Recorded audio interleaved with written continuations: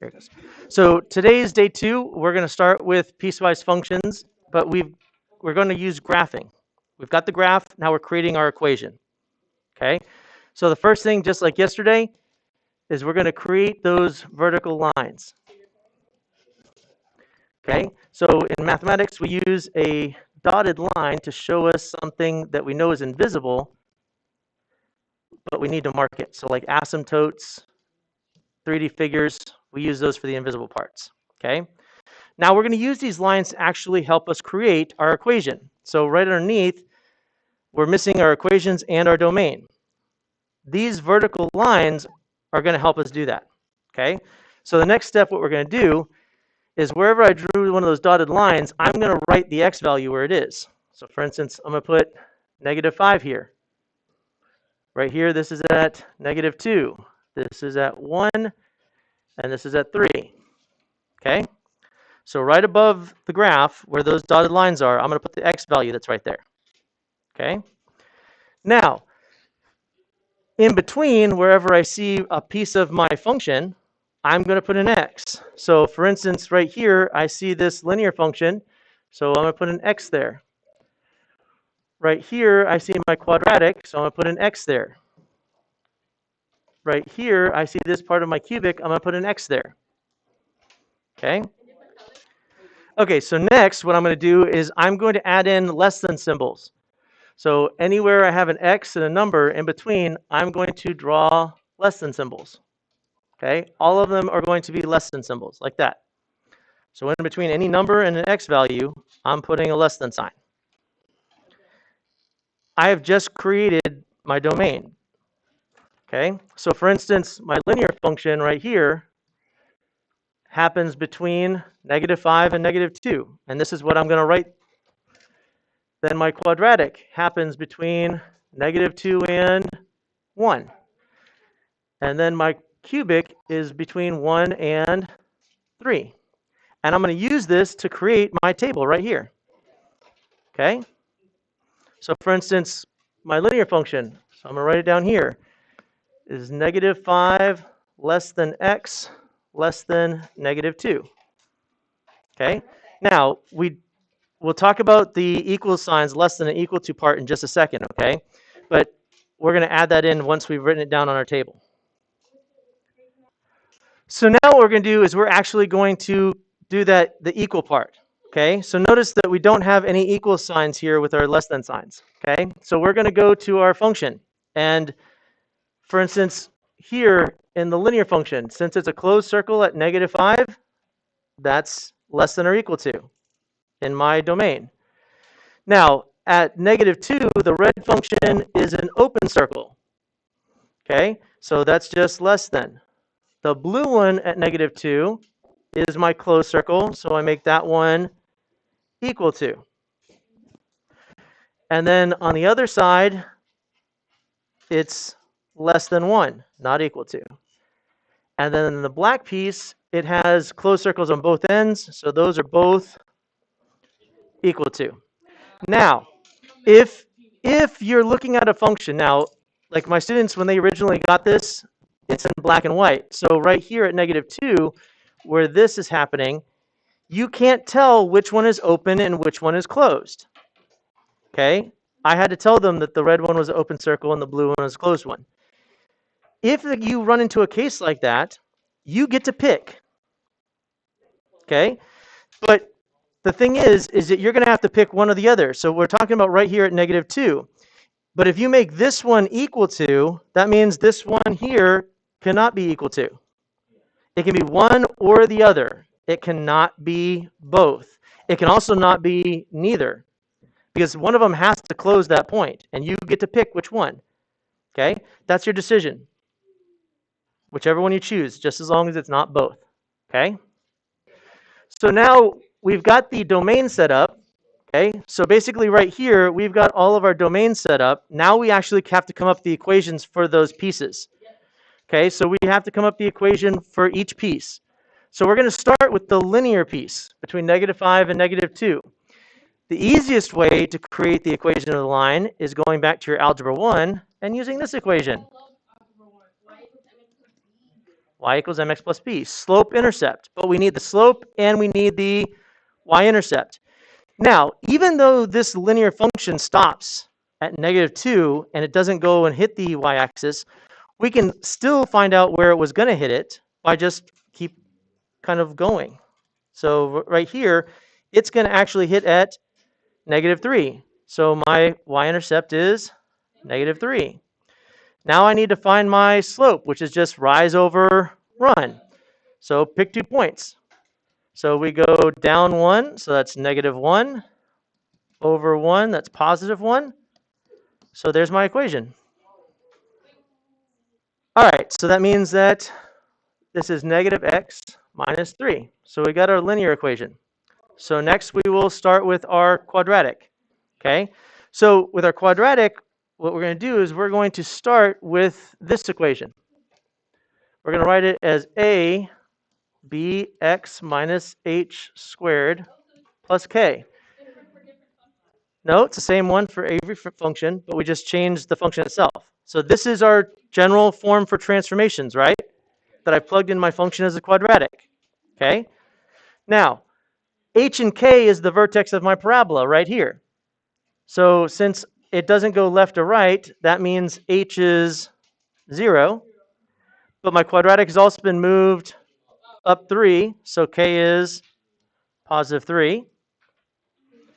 Okay. We don't use b right now. We'll deal with that when we get to trig, the horizontal stretch and compression. And now we just got to figure out what a is. A is our vertical stretch or compression, also our reflection. Okay, so has this been reflected? Parabola. Yes, it's been reflected over the x-axis. So I know whatever number this is, it's going to be negative. Now we got to figure out what my vertical stretch is. Okay, so this is the easiest way. Since this is my vertex and this point's right here, I go back to my parent function. My parent function, when I leave my vertex, the next point should be over 1, up 1, 1, 1 point. Since this is still 1, 1, has my function been vertically stretched? No. So this does not have a vertical stretch. So this is just 1. Okay. If it were 2 down, if we're down here at 1, then yes, it would have been vertically stretched. So that's how you tell if a function's been vertically stretched or not. All right, so that means that my quadratic is -x squared plus 3. Okay? And we're going to do exactly the same thing for the cubic. We're going to start with a bx minus h cubed plus k. So the exact same, except this is cubed now. Do the same thing. This point right here is where my origin started. Okay, so that's where that kind of curve, that little squiggly line moves on both sides. So it's been moved over 2 to the right. So h is 2. It's been moved down 1, so k is -1. Okay, and there's no b. So now we got to figure out a. Again, if this were my parent function, if there were no stretch, compression, or reflection, if this were the origin point, my next point should go this way 1, and it should be right here. Is that where it's at? No. It went over 1, but now it went down, right? And it went down 2, which means a is negative because we have a reflection. And this has been multiplied by 2. So this is -2. Okay? So again, we're just using what we know about our transformations to help us tell if there's a transformation there or not. Okay? Okay, so that means that our cubic is -2 x minus 2 cubed minus 1. So there's my graph. Okay, so now I have the graph and I have my equations that go with it. And you can sit here and double check it if you really wanted to. You could sit there and plug x coordinates, x's in, and double check it. We're going to do that in just a minute with these, where we're going to find the y values when we plug in x values. So next we're going to start by using the equations we just found to find our y values. So just like yesterday, we're going to come over here and we're going to plug in or find f at -4. So which equation am I plugging -4 into? The first one. Okay, so I should see this is equal to negative 4 minus 3, negative 4, positive 4, 4 minus 3 is 1. Okay, and again, I want to see you actually plugging the value into the correct equation so that I know which one you're plugging it into. Okay. Now, let's do f of negative 2. So which equation are we going to plug negative 2 into? And this depends, so like we talked about earlier, it just depends on which one you made negative 2 equal to. If you made negative 2 equal to the first one, then you'd have to use the first equation. If you use negative 2 in the second one, use the second equation. Since we use the second one, we're plugging it in there. So negative 2 squared plus 3. So negative 2 squared is 4, negative 4 plus 3 is negative 1. Okay? Now we're going to do the same thing for 0. Which equation are we plugging 0 into? First, second, or third? The second one. So this is negative 0 squared plus 3, which gives me 3. And then the last one, we plug in 1. And which equation are we going to plug 1 into? The last one, the third. So this is negative 2, 1 minus 2 cubed minus 1. So that's going to be 1 minus 2, which is negative 1 cubed, negative 1, positive 2, 1. Okay? So again, you got to make sure you're plugging it into the right equation. Okay? And that's going to be based on your domains, which one's included and which one's not included. Okay, so we're going to do the domain. Now, we'll do the range with projection, but since we've already created our domain right here, I'm going to use this to create my new domain. So my domain is going to be from negative 5, because it starts right here, and then goes through all the points all the way to 3. So my domain will be from negative 5, and I use a bracket because it's included, to positive 3, and I use a bracket because it's included. So there's my domain.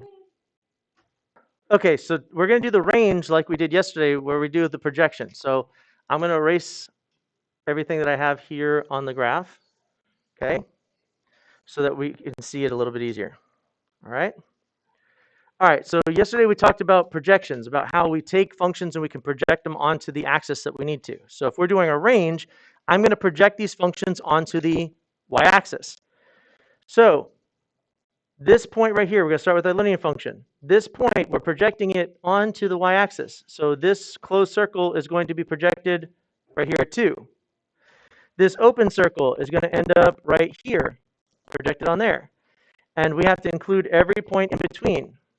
So this is the range for that one piece. Okay, and now we're going to add the other 2 pieces to it. So now I start with the blue one. So the blue one has this closed circle. It projects right here, fills that in. This open circle is going to end up there. And this point's going to stay on the y-axis. And all of these points here and these points here are going to collapse in here. So there's my range for my blue piece. And it overlaps a little bit with the red one. And then I'm going to do the same thing with my cubic piece. Again, this is going to be smushed here to there. This one down here. And then all these pieces in between are going to go like this. So that means my smallest value of y is negative 3. My biggest is positive 3.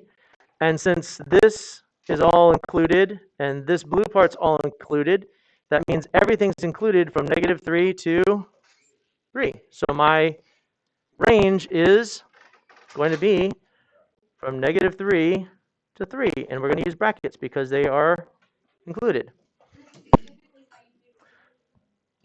Okay, let's do x and y intercepts. So again, the easiest way to do x and y intercepts is to get it from the graph. So if I look at my graph, I can see I have an x-intercept here, I have an x-intercept here, and I have an x-intercept here. Okay? And those aren't on a specific point. Okay? Except for one of them. So we know for a fact that we have this x-intercept of negative 3, 0. We also know our y-intercept because we did it right here. When we did f of 0, we were actually finding our y-intercept. Because how do you find y-intercepts? You plug in 0 for x, and that gives you your y-intercept. So your y-intercept is 0, 3. Okay? Now, you're right. These points here, the quadratic and the cubic, aren't hitting at a solid point. So guess what we're going to have to do? We're going to have to set those equations equal to 0 and find those x-intercepts. So for instance, for the quadratic, we're going to take negative x squared plus 3 and set it equal to 0 to find where that is at. I'm going to move the negative x squared to the other side to make it positive. Be smart about this. Don't move the 3 and make it negative and have them both being negative. Then you square root both sides. So you get x equals plus or minus the square root of 3. So the quadratic has 2 x-intercepts when I do it algebraically. But when I look at my graph, how many do I have? 1. So I got to figure out which one this one is. Well, obviously, we're on which side? The positive or the negative side? So I know it's negative root 3. Okay? So that's my x-intercept there, which is going to be negative square root of 3, 0. Okay? Because the positive one is not in the domain. It's actually over here, closer to positive 2, but that's not part of this domain, is it? So next we set the cubic equal to 0 to find that x-intercept. So we literally take negative 2, x minus 2 cubed minus 1, set equal to 0.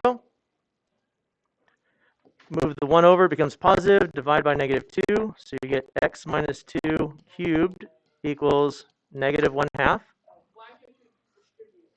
So next we're going to cube root both sides. So we get x minus 2 equals the cube root of negative 1. Because this is the cube root, we don't end up with plus or minus.